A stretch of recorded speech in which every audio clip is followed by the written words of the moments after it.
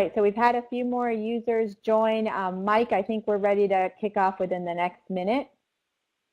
Yes, we are. I think I'm going to get started in a few minutes or so and welcome everybody to the first of this year's series of educational webinars hosted by the HealthCare Executive Group, formerly known as the Managed Care Executive Group. And as we look at the next 25 years of the HealthCare Executive Group and hopefully what we tend to want to add to the marketplace, our mission is really to promote the exchange of information, ideas, opinions, and certainly experiences among healthcare executives so that we can understand and certainly advance not only the overall payer and healthcare agenda, but our own personal experiences to be able to more effectively execute on the strategies that will help us all be successful and competitive in the market. The first of the series that we'll be covering today is on security. Certainly for those who have been in the news, watching the news, and certainly focusing on what's next, security across not only the healthcare but corporate ecosystem has become a very, very significant initiative to address, protect, and certainly handle in a very complex and continuing to evolve marketplace. So today we've invited 3 individuals to work with us on this topic. 2 are from NTT Data, who is hosting this webinar.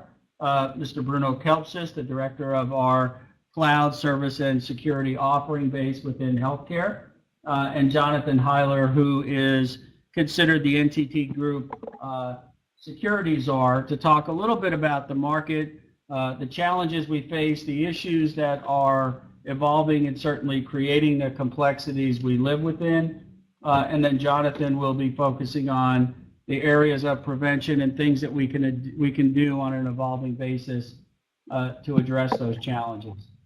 Then we'll turn it over to Eric Sorensen, the CIO and Chief Security Officer of Arch's Health Plan, to talk a little bit about how their organization has began to address the proverbial game of whack-a-mole relative to security and maintaining and securing the data for Arch's Health Plan. Once that's concluded, we'll open up to the panel and group for questions along the way, and we'll post them, and you can feel free to do so as well. So with that, I'll turn it over to Bruno Kelpsis. Thank you, Mike. Appreciate it, and welcome everyone to today's webinar. As Mike just mentioned, the continually evolving environment that we have, that's what I like to speak to in the next 3 slides. Deanna, if we can move to the next slide. Thank you. And as we're taking a look here on the Healthcare Security Nowcast, as well as with our other following slides, one term comes to mind, and that is managing to uncertainty. And what I'd like to address here in the next 3 slides is that very same point within healthcare and security. As we take a look at the top left here, we're seeing 3 things taking place. Payer premium hikes taking place, a concern over cost containment that can drive issues with security when it comes to cost and expense, the breaches that are taking place, a new normal of security of almost, is it compliance or complacency, or is it just acceptance? And then the consolidation that we're seeing within the provider and the payer world. Talk real quickly on each of these. As we take a look at the payer premium hikes in 2015 and 2016 that we'll be encountering, these are maybe more than indirect than actually direct effects upon security, but it's something to consider if you're a healthcare executive, knowing that United Healthcare may be raising 18% of their premiums, Humana 30%. I'm seeing other blues across the country at 28%, if not more. The question that comes into mind from a security perspective, because you're thinking this is a security webinar, why am I hearing about premium hikes? How does that play into your security framework, the security model, your fiscal year planning in terms of cost containment, and also ensuring you have enough budget for security? Later on too, Eric will probably bring up a couple great use cases and case in points as well on this topic. But something to keep in mind when it comes to cost containment going into 2015 and 2016. As we take a look at the right side of the slide, the breaches, I won't go into great depth, but as we all know, breaches are taking place. The concerning point is the magnitude and the speed and the trajectory that we're seeing these taking place within our payer and provider world.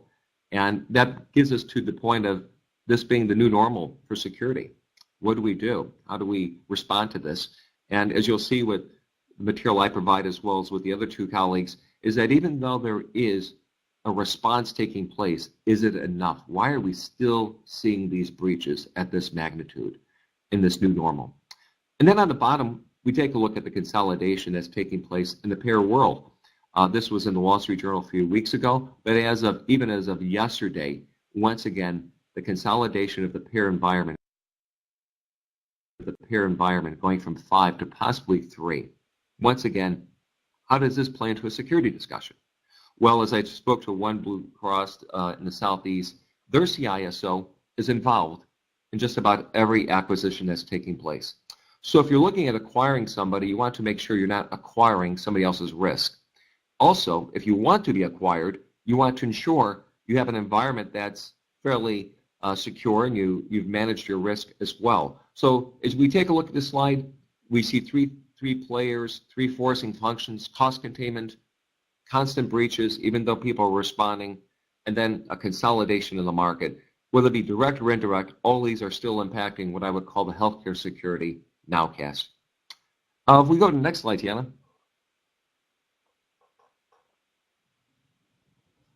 Thank you. And so here, going back to the term, of course, with uncertainty. How do we manage to this uncertainty in the industry? A healthcare security landscape. Now, as we talk about the risk, well, you want to manage risk, so you buy cyber insurance. And using this as an example, in 2013, we saw that the biggest data breaches that took place in the industries was within healthcare.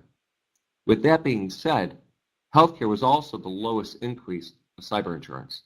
So over the last 3 to 4 years, healthcare has constantly been the biggest breach when it comes to security. However, as we saw in 2013, it was the lowest when it came to the purchasing of cyber insurance.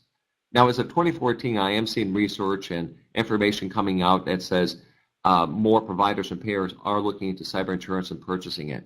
However, the same kind of information I'm finding as of the last 6 months with these latest breaches is this: that even though you have cyber insurance, you're not out of the woods yet. You have to ensure that even though you have cyber insurance, you have to have a security framework. You need to keep in mind, you will not get the maximum payouts probably. And your deductibles may be high, as well as your premiums.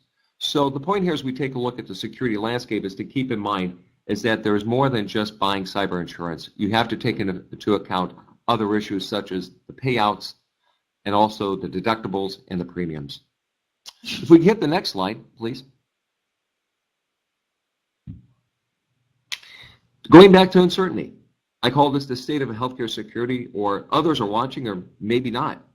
So we are also feeling a case of uncertainty and risk management. Well, so is the public sector. As we begin on the left-hand side of the business, we'll also take a look and notice that there are issues with HIPAA, the HIPAA audit program, which was supposed to start in 2014, but was delayed as of September 14. We take a look also with the state of the Attorney Generals. They also have the ability to enforce HIPAA. However, that's not taking place either. The state of Washington, we had Senator Patty Murray and the Washington State Insurance Commissioner. They also launched an investigation into Premera. The reason why did it take Premera 60 days to go ahead and mention that they had either a cyber attack or a breach versus reaching out to the insurance commissioner and to the appropriate authorities faster than 60 days? Now, granted, the response from Premera was they, per the guidance of their vendor, to hold off till they had appropriate information. But once again, that adds to more uncertainty, more risk and concern. So the state of Washington did not wait by the request of the Attorney General and both sides of the aisle. They went ahead and responded with a brand new law that will be enacted as of July. So that in the state of Washington, you do not no longer have 60 days, but rather 45 days to respond to a HIPAA breach or to a security attack on cyber security. And then going to the left-hand side as we look through this slide here, the Office of the Inspector General has also had concern over the privacy and security standards for electronic health records. So as we take a look at the slide, what we're seeing here is once again the uncertainty of how do you respond as executives and as stakeholders at the state level and at the federal level. Is there enough HIPAA enforcement? If not, will that drive good behavior or wrong behavior? And once again, at the state level, as you're seeing, state attorney generals and state policymakers are also responding quicker by saying you need to take not just 60 days, but possibly 45 days. So as I wrap up these 3 slides here, what I'm discussing is the uncertainty that we're seeing in the industry. Now, as we hand off to Jonathan and Eric, they'll go into greater detail, of course, how you can better not only respond, but to be more preemptive. So with that being said, I'd like to hand off to my colleague, Jonathan Heiler, and he'll go into greater detail as well as from there, Eric. Thank you. Thank you, Bruno. Appreciate that. Next page, please. Okay, so why do compromises still happen? I mean, we see in the media where companies are continuing to be hacked, have information exfiltrated. So what is it they're doing wrong? A couple of key points on what we're still seeing in the sector is organizations fail to have robust blocking and tackling elements within their security program. They're still missing the basics. And even when an organization has a solid cybersecurity foundation and they're addressing those basics, they're not factoring in third-party providers. And those third-party providers could be a cloud-hosted application, or it could be a third party that's linked into your network. And finally, there's still this mentality of we can do it ourselves. And while that still prevails, we're seeing the landscape change as organizations realize there are certain elements in security they really can't do themselves. Next slide. So the first thing here I want to talk about is threat management. So think of threat management as a domain that comprises several different elements in security. A lot of organizations think in terms of isolated technical point solutions, IDS, IPS, firewalls, web, email gateways, vulnerability scanning, and pen testing. In the past, these point solution approaches that were isolated, they worked, but they're not adequate to today's threat landscape. You have to step back and you need to take these pieces and weave them into a comprehensive program and take a programmatic strategy.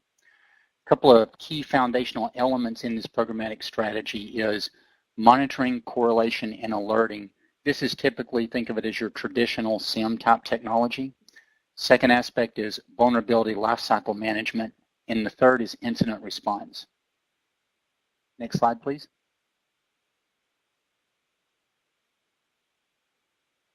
So on monitoring, correlation, and alerting, one of the most important things I can stress is that 24/7, 365 eyes on glass, it's no longer a nice to have. Organizations typically will deploy a SIEM tool for, like IBM QRadar to operate during the day and evening. During the daytime, they'll have security analysts that monitor the tool and look at the tool, but after business hours, they leave it up to the tool, and they rely on the tool to alert them. You need to really take the approach of, we need a dedicated function where someone is looking at that tool or looking at the output 24/7.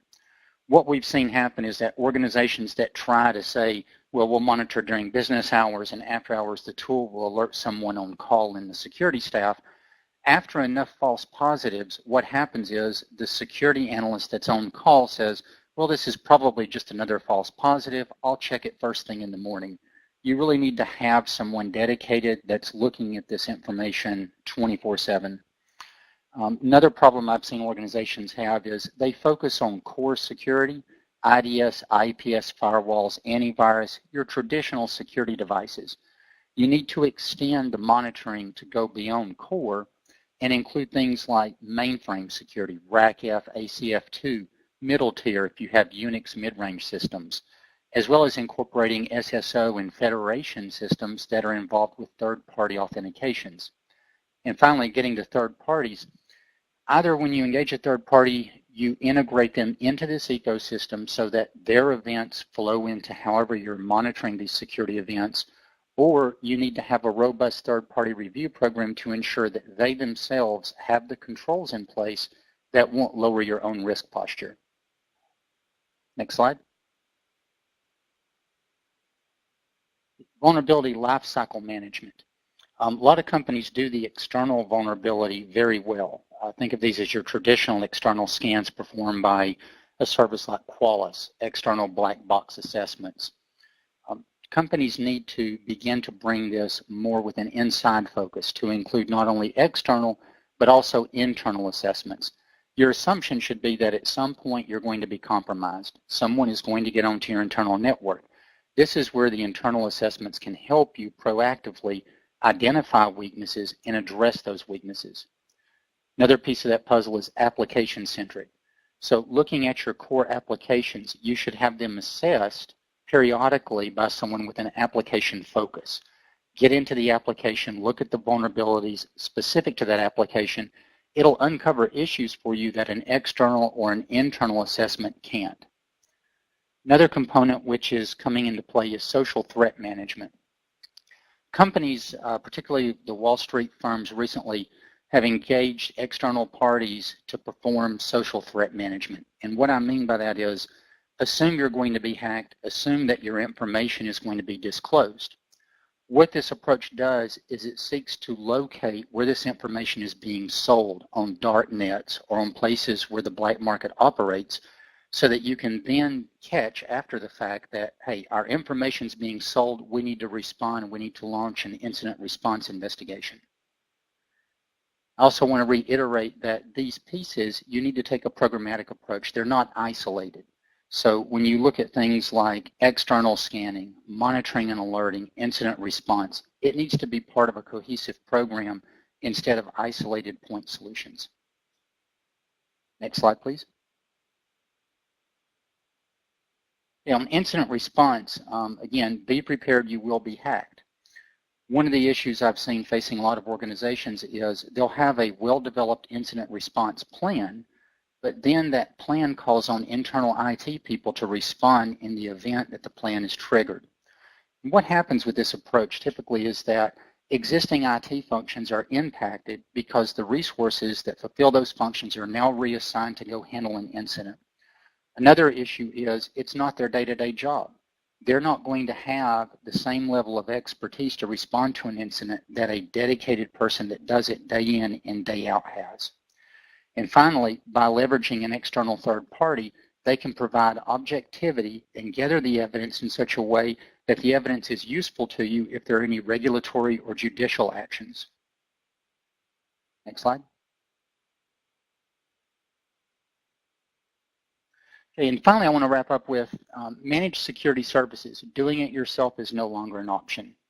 If you go back to the point I made earlier about the need for having 24/7 monitoring, that's a very costly proposition for most organizations to hire a staff of trained security analysts to provide that 24/7 coverage.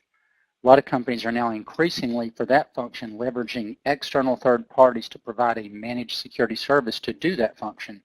Some of the benefits here are you have a shared service model. You have a dedicated team that is in a shared service model, so you have economy of scale and efficiencies, and the cost uncertainty is removed. A lot of these services will price them out to a predictable cost. Month in, month out, the cost doesn't change. The other benefit you get is increased threat knowledge. It's shared across a scale that any single entity can't achieve on their own. Even using public threat feeds, if you're not in the business, if it's not your core business, you're not going to be able to obtain the same level of threat knowledge. As far as talent goes on core functions, these people at these LMSS providers are operating day in and day out with laser focus. What this does, it results in a greater ability of their security staff to identify, triage, and respond to these threats that are hitting your organization. Their exclusive focus is on the security domain. And finally, because it's a dedicated function, there's no chance that these people are pulled into other IT projects. And I've seen this issue in organizations as well, where you may have a highly skilled security analyst, but then there's an IT project that comes up and he gets reassigned temporarily to help out. So by leveraging an external entity, you remove the cost uncertainty, you have a dedicated function, it's not going to be sidetracked for any other purpose. Next slide. Okay. I'd like to turn it over to Eric Sorensen. Thank you, Jonathan. I really appreciate that. Thanks, everybody, for attending today. I hope this really helps paint a clearer picture, perhaps provide some clarity and context to you with what's going on in the world with the threats. I appreciate what my colleagues have said. Both my colleagues, Bruno and Jonathan, they've covered a barrage of topics. They've covered the threats, recent breaches, and the importance of layered defenses, and even monitoring of said events. They even mentioned the importance of stakeholders and being involved in understanding the threat landscape. Bruno mentioned cost pressures, potentially even affecting organizations' ability to allocate budget to information security. This isn't a new challenge to organizations, but it is one which corporate directors should take seriously. My expectation and experience is that threat landscape will continue to escalate. You look at what all the different barrages out there, how they're coming in with the cyber attacks, phishing, man in the browser, keylogging, Trojans, rootkit, spyware, malware, worms, and other attacks. They are not going away anytime soon. And consumers are becoming more aware of attacks on their personal health information, as they've been dealing with this on the financial side. But on the personal health information, it's becoming more and more popular because of the cost of that data on the black market is worth more than financial information. So many of these consumers are very anxious to have more secure solutions from healthcare organizations.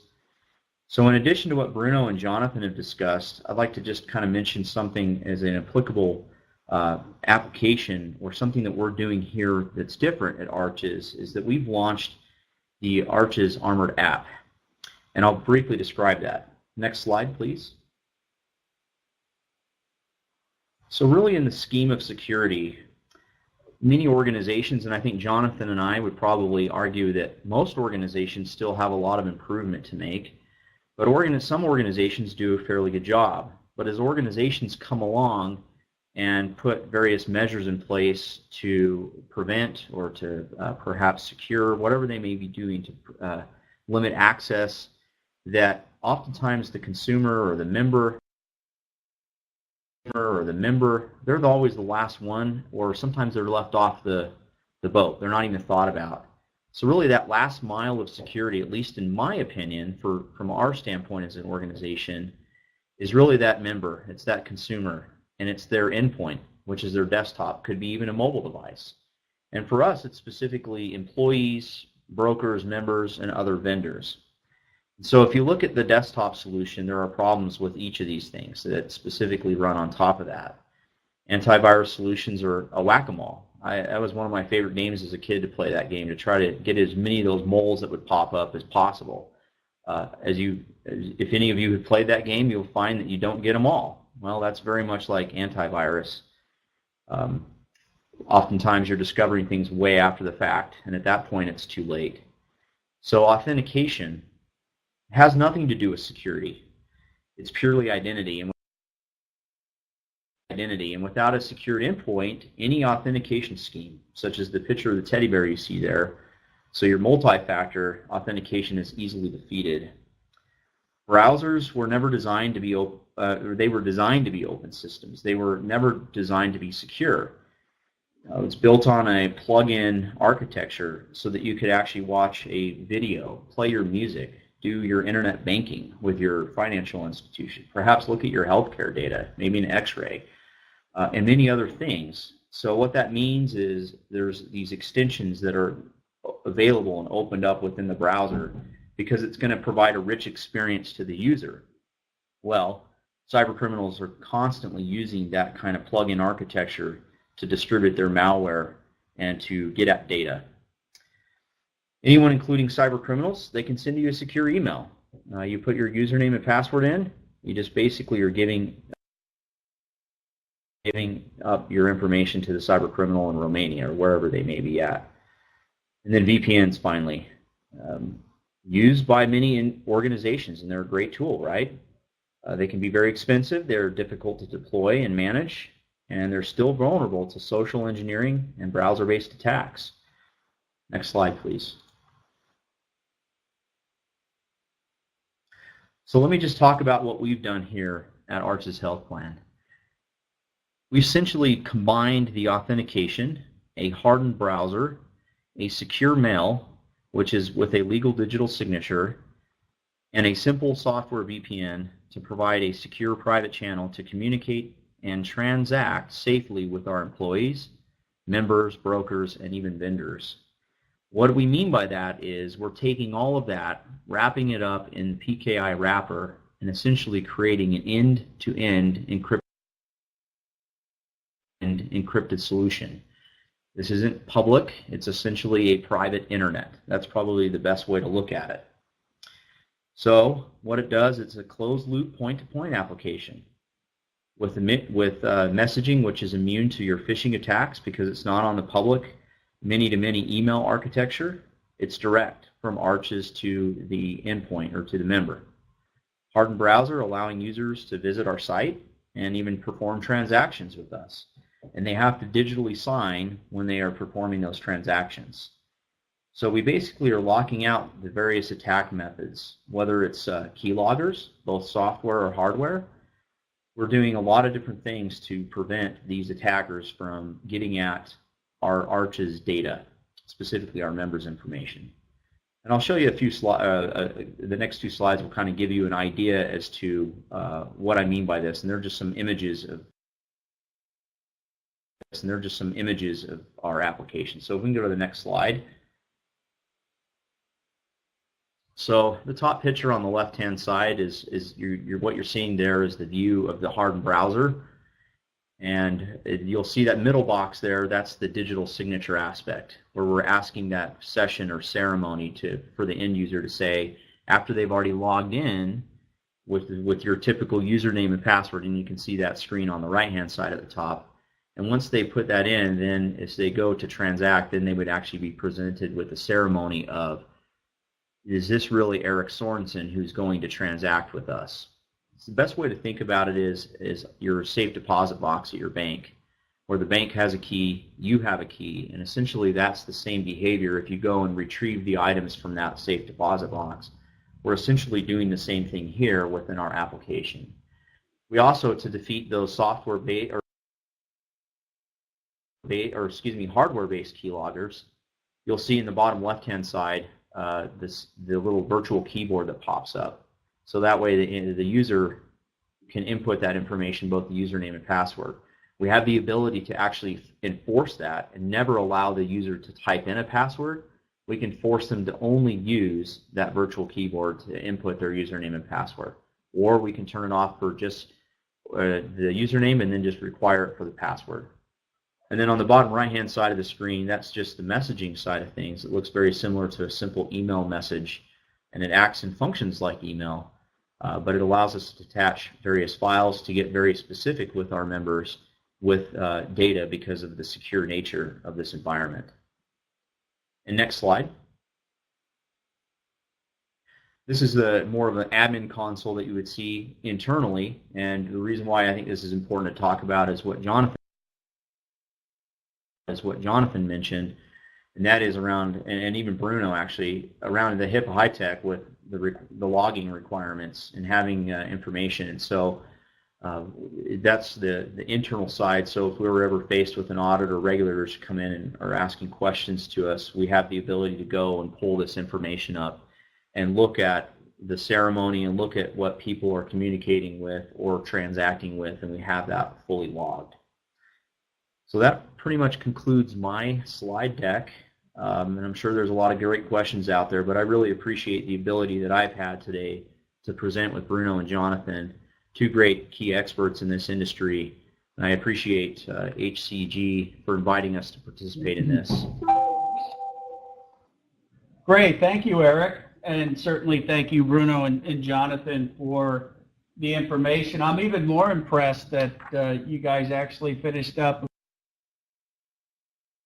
about 6 or so minutes early, but great information, and hopefully the group was able to garner a few tidbits of information that will help either with their personal strategies or recommendations to their clients and how to better address the evolving challenges of security.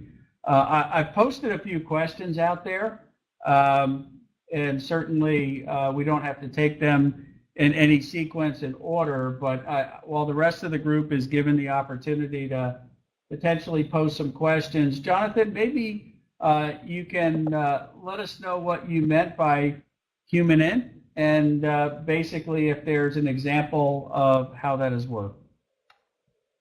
Sure, certainly. I'd be happy to. So the human intelligence part of the equation, which is really, it's an evolution in IT security. It typically was the domain of organizations like, the CIA, NSA. A concrete example I can give, I can't name the entity, but it's a Wall Street investment firm. And what they were able to do is, through an external human intelligence threat management party, they uncovered that there was a senior executive inside the organization who was attempting to sell information on their wealth management clients.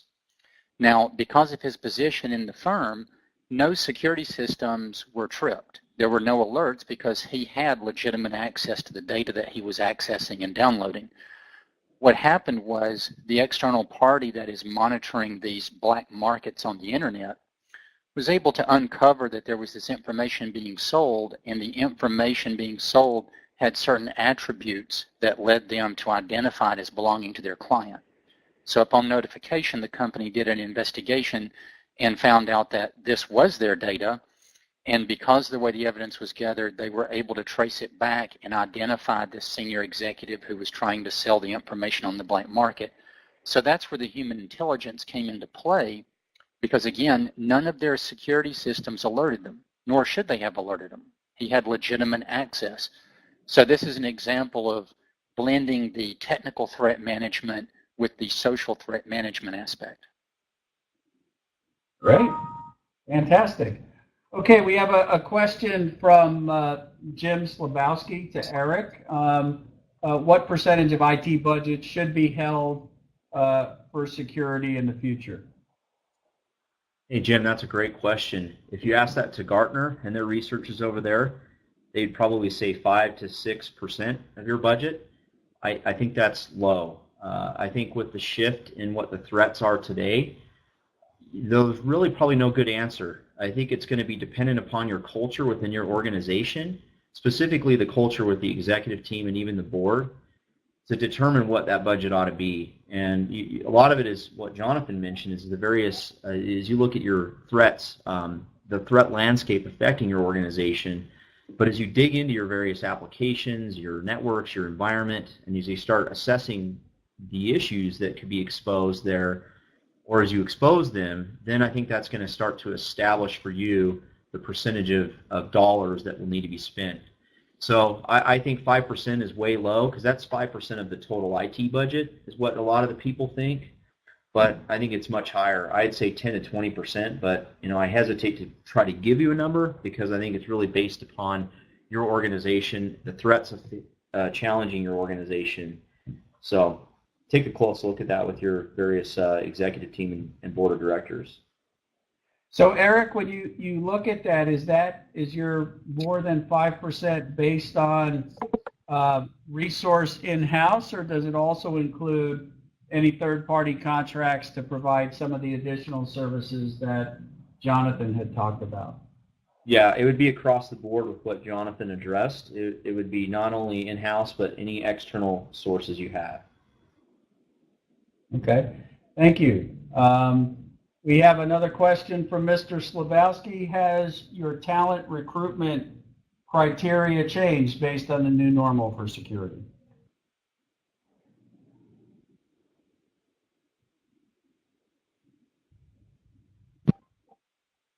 Mike, would you like me to take that one? Yeah, please. Sure, certainly. We have seen a shift. That's an excellent question.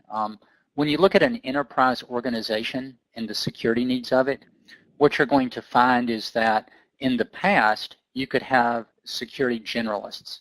They had a little smattering of a developer background. They had some experience with routers and Cisco and Wintel servers.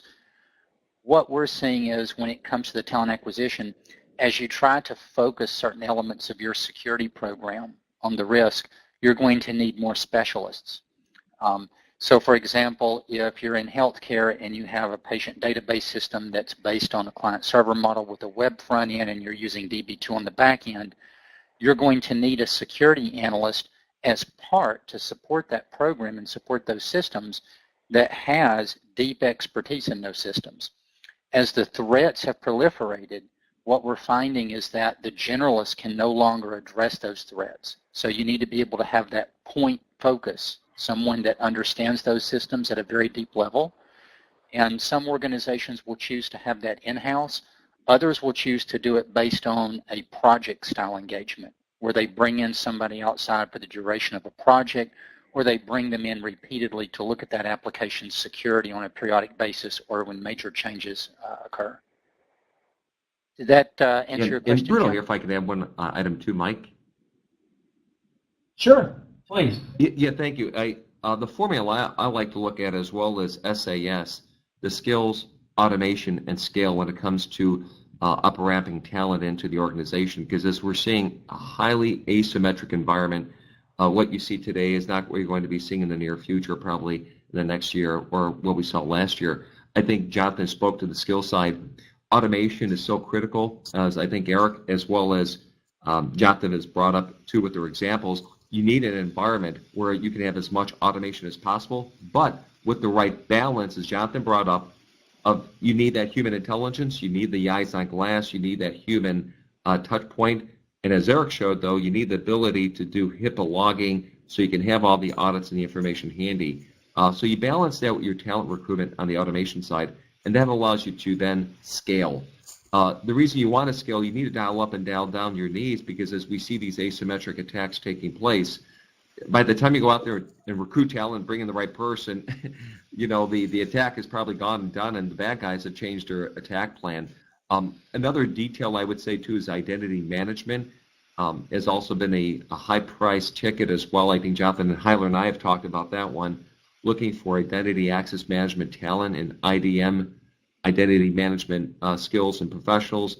That's become a very high-priced item, too, and trying to find people who have that talent and who can come in and create security in a very hybrid environment has also been I would say, a talent that's hot right now in the market, and something you always have to do a lot of research on and make sure you have the right talent on the bench and the talent coming up the pipeline. So just some of my thoughts there regarding talent and the lay of the land. Thank you, Bruno. Question from Michael Harper. I'll defer to either Jonathan or Eric on this. Should a security knock be the final goal of organizations both manned by company and external security personnel? So Jonathan, I'll go first. I'll be happy to take that. Yeah, go ahead, Jonathan. Yeah, sure, go ahead. I'll comment after you. Oh. Okay. My viewpoint on that is when you look at your NOC, or what I think of it as a security operations center, the 24/7 monitoring, it's an extension of your security team. What you should look for on the external provider is to provide that eyes on glass 24/7, but you will still need someone in your security organization that understands that at a deep enough level. That's the primary point of contact to manage that program, to make sure that the vendor is performing to their KPIs, to their service levels, and can also provide guidance to the vendor. An example of that guidance I'll give is, while we're focused on external threats to an organization, taking a holistic approach to your monitoring and alerting can also incorporate policy requirements. A simple example might be the company has a policy that all user IDs must be created through the following process that's run by a security operations team. Now, in IT, you're going to have engineers that have domain admin authority or enterprise admin authority, and they can, by virtue of that access, create IDs, but that's not their job, and it's against policy. So you might have a rule for your provider that says, we want to be notified immediately if a user ID is created outside this process. So if this group of enterprise admins ever creates an ID, you're to notify security and treat it as an incident. So that's an example where you have on your side, in your security org, think of it as your point of contact or your lead that manages that external provider, that provides them the guidance and the direction on how they perform those services. Yeah, I don't know if I need to say much more than what Jonathan just said, but yeah, you need to make it a goal. It should be a strategic goal, and it should be something that you take seriously as an organization. Thank you, guys. One other question, and Jonathan, when you look at establishing a security SOC, and certainly looking at the impacts, many of the threats no longer come from within the U.S. of A. or nearby. They're really global threats that are originated and facilitated in other parts of the world and then executed in and about the U.S. So can you talk a little bit about either the expansion of the view into protections worldwide and why that's become more of a critical impetus around evolving and creating the next layer of mousetraps for security? Sure, certainly, I'll be happy to. So that's a good point. The attacks that are coming against the U.S. in a lot of cases may have originated in Romania or Asia Pac, and they may have been in those regions for the past 48 or 72 hours. So when considering the threat landscape, what you want to look for is a provider that has the visibility globally into all the regions and can share that information. The key point is not just visibility, but can they share that information? Can they respond to it? So that if there is a new attack being developed in Russia or Asia Pac, that threat information is translated into actionable intelligence to protect your organization in the U.S. Even if you're not a multinational, you still want to be aware of those threats. Did that answer your question, Mike? Yeah, yes, it did. Thank you. Thank you. We have a question earlier that was fed to me, Jonathan, for you on basically what did you mean by a programmatic lifecycle approach, and if you could give an example of that? Sure, certainly. So again, going back to what I think of as point solutions, I'm going to zero in on the vulnerability lifecycle management domain. A lot of companies will look at VLM, they'll say, hey, we have Qualys scanning us outside. I've got a guy inside my org that's downloaded some open source tools and he scans our network once a month or once a quarter. Okay, that's not a programmatic approach. A programmatic approach would say, where do these vulnerabilities come from? They come from systems that have vulnerabilities, and that may seem a little obvious, but what are you doing about it? So in a programmatic approach, I would look at two key processes in an IT shop. The first is the systems development lifecycle. So most every IT shop has a group of developers writing applications, making updates to applications. I would look to include vulnerability management as part of their job. So if they're developing web code, they should be trained in what the OWASP framework is for secure code development for the web. As part of that code development, there should be triggers when they publish their code for being compiled so that it is scanned preemptively for vulnerabilities and fixed by that developer while he's working on it instead of uncovering it 3 months later. Then when you look at the company's change management policy, there should be a triggering mechanism.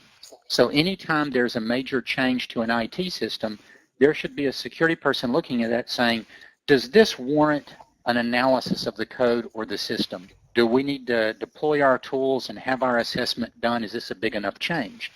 You don't need to do it every single time. That would be too costly. But by having a security person embedded in that program to review, you have someone making a determination of when you need to do that analysis. So those two key programs, SDLC and change management, are going to pretty much capture everything that can impact your environment as it's changing that can impact your risk profile. Embedding security in those, that's the programmatic approach. Taking the results of that, tracking the results of what's uncovered, and whether there's remediation done or if the risk is accepted, that's all part of the programmatic lifecycle. Great. Thank you. Thank you very much. We've got probably about 12 minutes to go.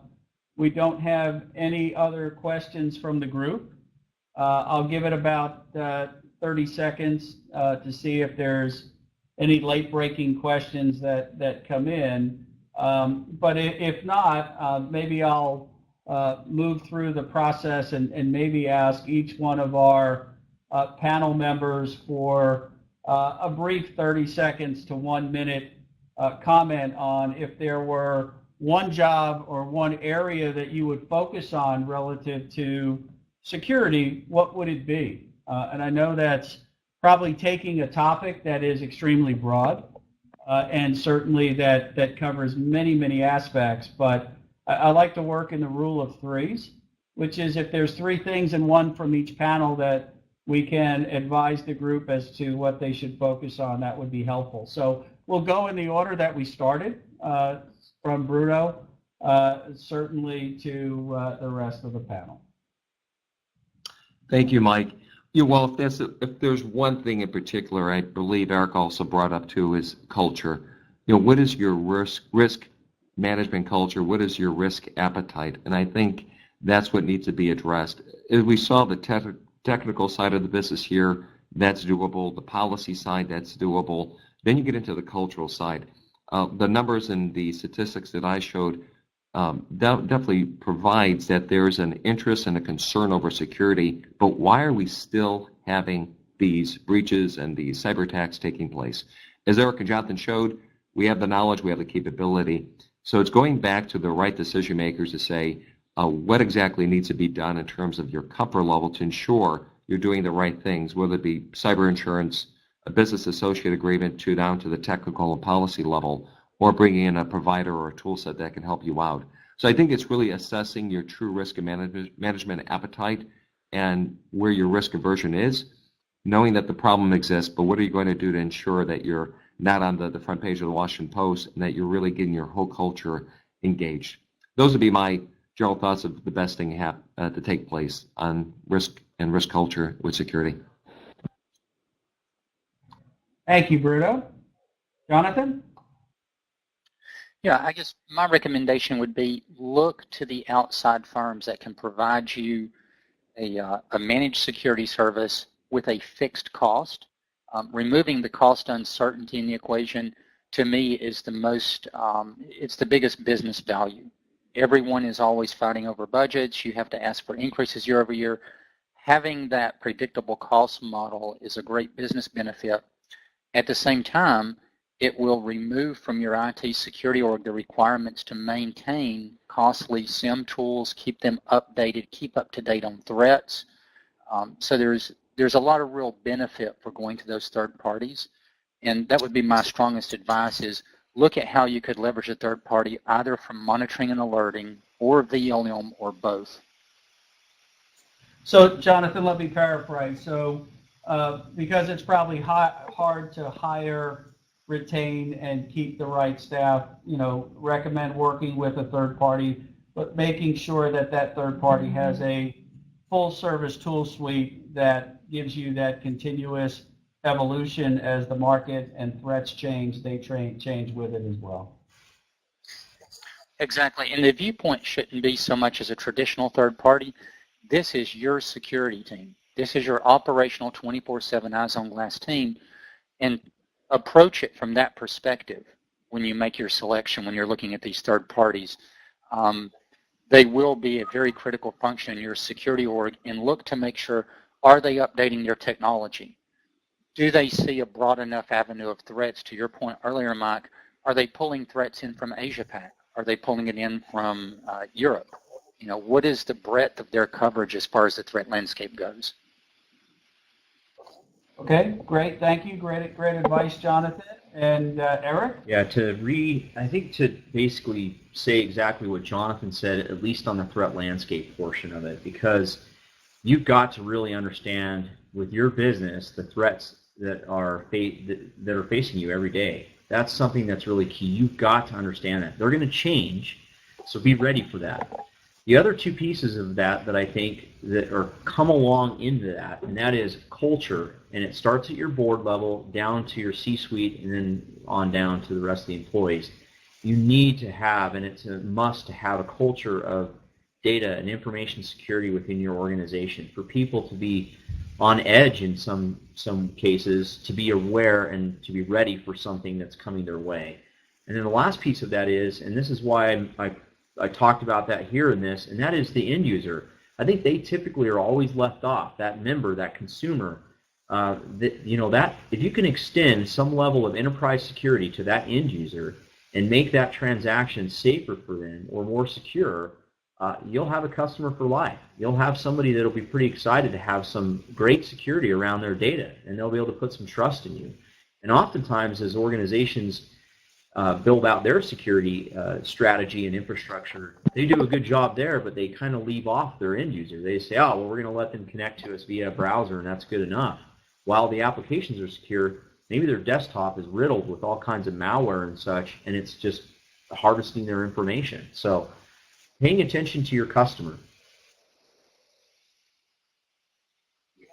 Yeah, I can envision as we go forward, not only Eric seeing all of the statistics and how a health plan promotes quality health care for an individual, but also providing data protection as well.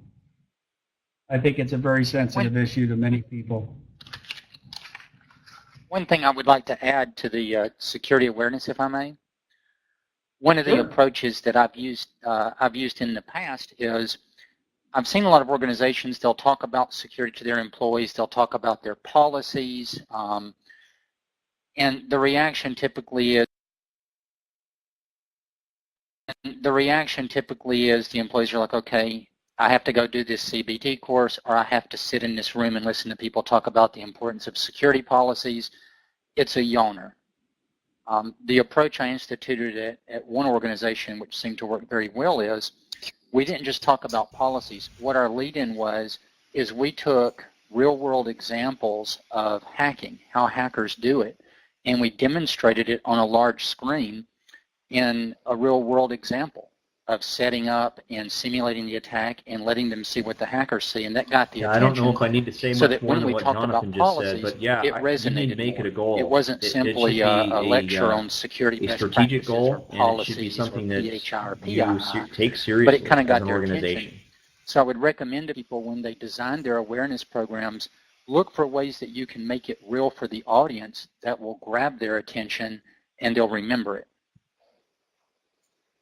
I think that's a great point, Jonathan, as well as a story I once heard you tell that I don't know if I need to I'll say much briefly more than what paraphrase, Jonathan which just is said, that but yeah, you need to make it a examples goal. in a meeting of It being should able to take be an individual's a picture strategic goal, and in it very should be short something order that's be able to play you back to them take simply seriously with as the an use of a organization. photograph, their name, rank, serial numbers, where they live, key and critical information of employment. So if you think about the drastic and dramatic nature of being able to take something only as simple as a photograph and ascertain that information, imagine how effective true and determined hackers can be with some foundational information they may get from a financial or health plan. So with that, we'll leave that out there as a means to hopefully continue the focused interest and certainly the evolution of security. I don't know if I need to say much more than what Jonathan just said, but yeah, you need to make it a goal. For joining us should today. be We encourage you to continue to visit our website, to send questions or information that we'll have the panel continue to blog and respond to. But in addition to that, keep an eye out for the next series of webinars that will be hosted by HTMS around telemedicine, one to follow with meaningful use. So as you'll see, we're bringing relevant information and certainly topics to effectively managing and addressing healthcare challenges as they evolve.